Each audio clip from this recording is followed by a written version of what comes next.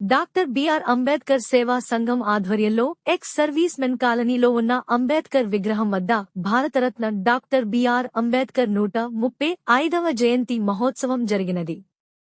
ఈ కార్యక్రమంలో సంఘం అధ్యక్షులు ఎం. పెంటారావు, సభ అధ్యక్షులుగా గాలింకల విజయకుమార్ గారు, ముఖ్యాతిథిగా శ్రీ ఎల్. కోటయ్య, అతిథిగా విశాఖ జిల్లా court PPV Devanand, PSV Prasad, T Sampath, NV. Ramana, R. Narasimhulu, KP. Srinivasarao, MS. Prakash Rao, S. Prasad Raju, A. Neelarao, Chanti, G. Anthony, Sreegudala Sanjeev Kumar, Nani, G. Anthony, K. Devadasu, N. Premanand పూలమాలలు వేసి నివాళులు అర్పించి ఈ కార్యక్రమంలో కోన విశ్వనాథ్ ప్రత్యేక వక్తగా మరియు అధిక సంఖ్యలో సంఘ సభ్యులు పాల్గొన్నారు.